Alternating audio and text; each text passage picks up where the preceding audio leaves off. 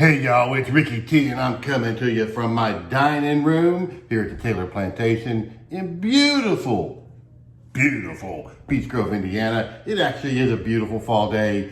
Here mid-October, I'm probably going to head up to the balcony with a cigar and a bourbon later. It's a beautiful day.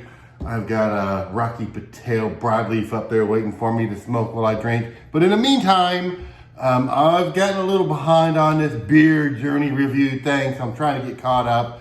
Today we're going to do another wheat beer. I had done the Hefe last time. We got another wheat beer. Let me just show you what we got.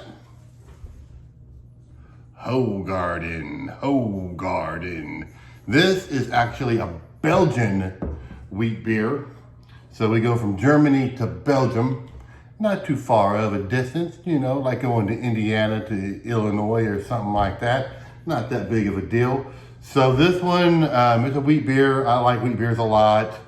So I'm assuming I'm gonna like this beer, but you never know. There was some I thought I was gonna hate and I actually kind of liked them. But I do like the Belgian wheat beers from my previous experience.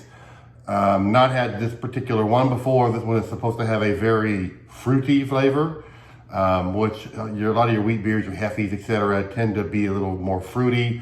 The Hefes tend to, at least the ones that I really like, tend to be more of a citrus. So we'll see what we got here. Let's give this bad boy a pour and see what we can do with it.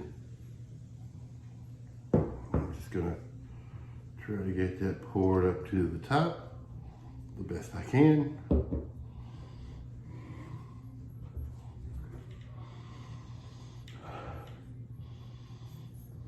It comes off immediately with a lot of head. It is starting to dissipate a little bit, but you can see, and look at the beautiful cloudy blonde.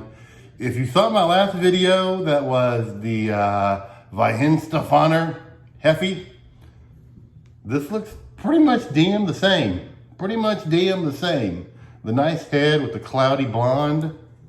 It's fall, and that's the time of year for these beers.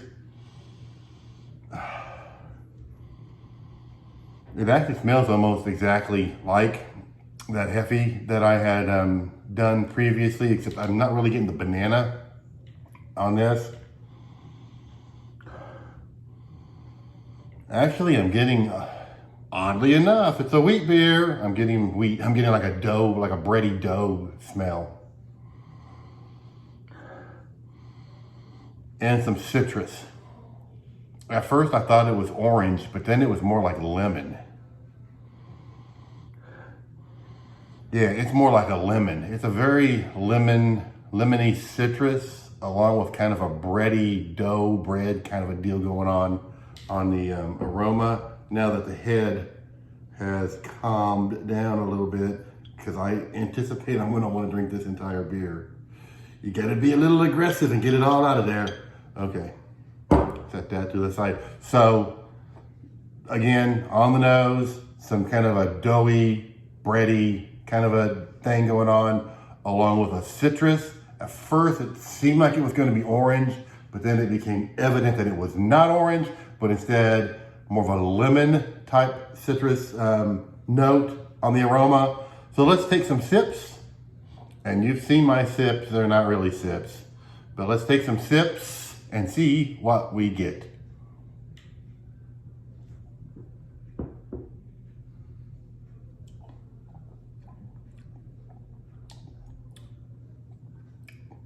Immediately, I will tell you that it is kind of thick on the palate. Thick, but mild. I was gonna say light, but then when you say thick and light, that seems like polar opposites. It was thick, but it was mild. Like it, if that makes sense to you.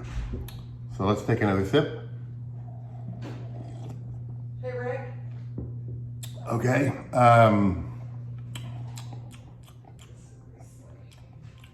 It has a very light bitterness. Very light. I'm a little surprised by that. Normally the wheat beers, you don't get that at all.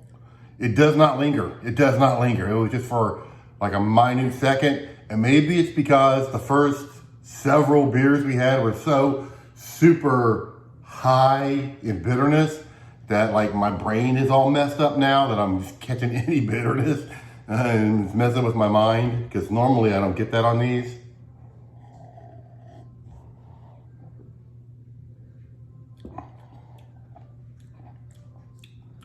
The flavors are very light.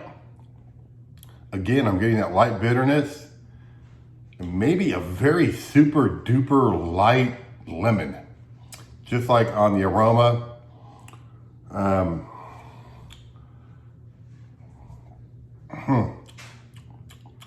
I will say at this point, I do like the Weihenstephaner that was the Hefe better than this one, but I do like this one as well. It is good.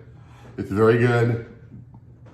Except it has that calming nuts. It has a very light bitterness that seems to go away almost immediately.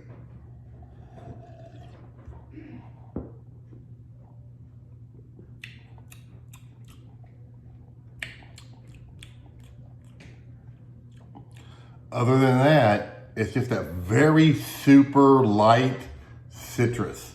Super light citrus. The bitterness, there's a little bit of bitterness lingering. I definitely like the Hefe better. That was so far out of all the beers in this series, in that box of beers that I bought, that Weihenstephaner Hefe has by far been the best one. I've got a stout and a milk stout coming up. That'll be interesting because I think I like those, but I've not really drank too many of those. But anyway, I'll just kind of finalize this one. This is good. Not as good as I thought it was going to be. I would never have thought that a cloudy wheat beer would have any bitterness at all, but this one does. Very light bitterness. It seems to go away pretty quickly. And then that light citrus.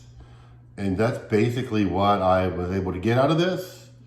Fairly easy drinking. Again, not as easy as the Hefe that I had, just because of that light bitterness, but fairly easy to drink. So yeah, I would say if you see one of these and you can, if you're ever going to get like a 6-pack of assorteds, throw one of these in and give it a try. Probably best to drink it in the fall since it is a wheat beer. But yeah, it's been pretty good. Pretty good. A little bit, every time I have one of these and I think I know what it's going to be, it always surprises me. There's always something that surprises me. And the light bitterness is what surprises me on this one. But it's still good. I like it. I would recommend you give it a try. And that's about all we got. So once again, we've got Hoegaarden. So I'm going to have, like I say, I'm going to have a stout and a milk stout coming up. I'm really, again, I haven't drank a lot of those in my life, so I'm kind of looking forward to seeing what they're like. So stay tuned for those. I'm hoping to do those very soon because I'm a week behind still and I want to get caught up. So that's it. Hoegaarden, give it a try. Until next time, God bless America.